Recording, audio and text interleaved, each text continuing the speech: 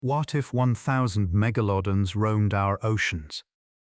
Of all the environments on our planet, the ocean remains, by every measure, the one we understand the least. We sail its surface with a confidence born of routine, moving 90% of global trade by volume across its skin, pulling our food from its upper layers. We have come to see it as a highway, a resource, a system that we, for the most part, have mastered. But sometimes, the deep gives something back. What if the thing that surfaced wasn't a strange silver fish from the Twilight Zone, but something else? Something from a past so deep, it feels like myth. What if, across the globe, the oceans we thought we knew were about to change? Not a fossil, not a legend, but 1,000 living, breathing apex predators. The largest carnivorous shark to have ever existed, returned to a world that has forgotten it. The first reports would be noise, lost in the constant static of a global information network. Strange echoes on a naval sonar screen in the Pacific, recorded and filed as an equipment glitch. A cluster of whale carcasses washing ashore in South Africa, their wounds so immense they defy explanation. On a maritime forum, a frantic post about a fishing trawler vanishing off the coast of Australia is dismissed as a hoax.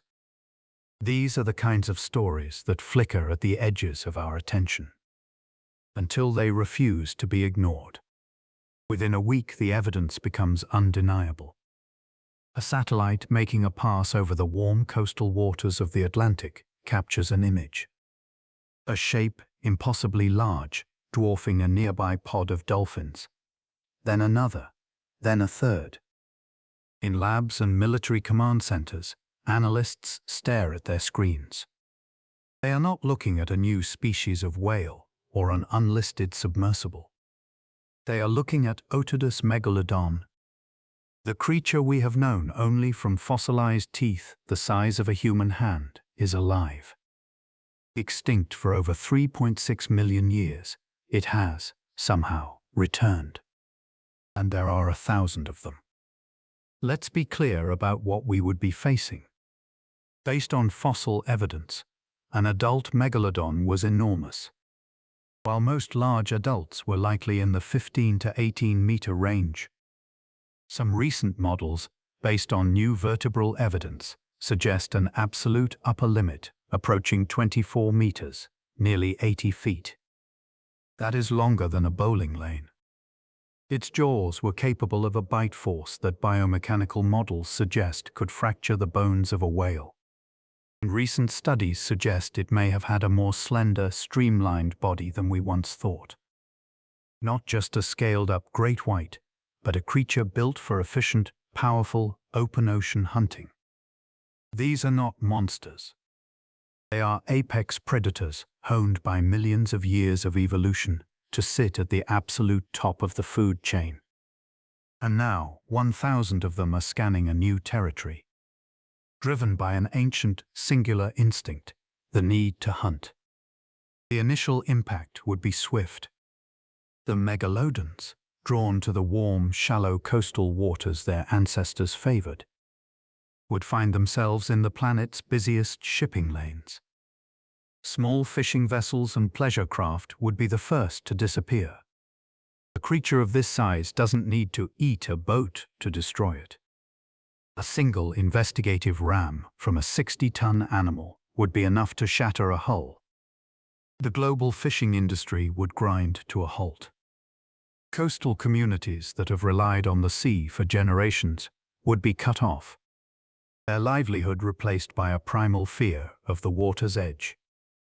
But the true devastation begins beneath the waves. Ecologists call it a trophic cascade. Apex predators are keystones. Their presence can reshape an entire ecosystem. And humanity would have just witnessed the most extreme introduction of an apex predator in history. The megalodon's primary targets are large, high-energy prey. The world's whale populations, many still fragile from centuries of human hunting, are now facing a predator they have not seen in 3.6 million years. Marine biologists would watch as migration routes, stable for millennia, are instantly rewritten. Whales would begin to abandon traditional feeding and breeding grounds, vast swaths of the ocean becoming no-go zones in a desperate bid for survival.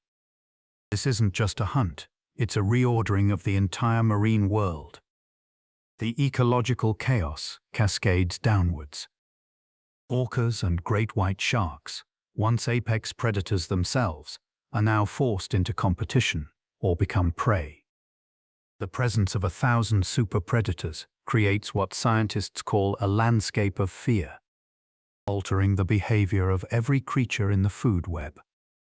The delicate balance, already stressed by human activity, would shatter. The global economy would begin to hemorrhage. With shipping lanes becoming a lethal gauntlet, international trade seizes up. The cost of everything from oil to electronics skyrockets. Insurance companies, built on predictable models of risk, go bankrupt.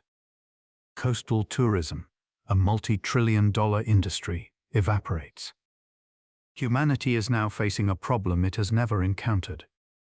The question is no longer what is it, the question is what can be done. The human response would be, by necessity, unified. This isn't a geopolitical conflict, it is a biological one. The world's navies, designed to fight other navies, would be redeployed for a new kind of war. The first engagements would be disastrous. Conventional torpedoes, designed for hardened steel submarine hulls, are surprisingly ineffective against a moving, living target of immense biological resilience. Naval destroyers would report damage not from return fire, but from the sheer physical impact of a defensive ram. It's a fundamental category error, using the tools of modern warfare against a force of nature. An international coalition would form, pooling scientific and military resources. Megalodon exclusion zones would be established around critical ports. But the ocean is vast. For every predator that is located and tracked, a dozen more are hunting undetected. Scientists would work frantically. They would devise acoustic lures that mimic the sounds of wounded whales, attempting to draw the sharks into kill zones. They would engineer specialized weaponry, deep penetrating harpoons, and autonomous underwater drones designed for a biological target. It's a slow, grueling war of attrition. Each successful hunt is a victory, but it comes at an incredible cost. Society itself would transform. Coastal living, for millions, would become a thing of the past. A new siege mentality would take hold. Humanity, for the first time in modern history, would be forced to retreat from the water. We are a planetary power that has become a prisoner on our own land. And this is the larger problem. Even if the war is won, even if we hunt down every last one of these prehistoric titans, we may have already lost. The ecosystems are broken. The global economy is in ruins. The oceans, once a symbol of boundless potential, are now a graveyard.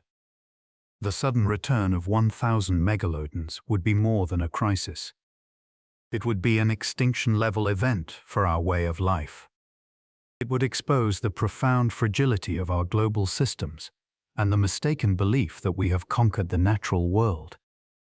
It would be a reminder, delivered in the most brutal way imaginable, that the planet does not belong to us. We are merely its most recent, and perhaps most arrogant, occupants. And that in the deep ancient rulers have simply been waiting.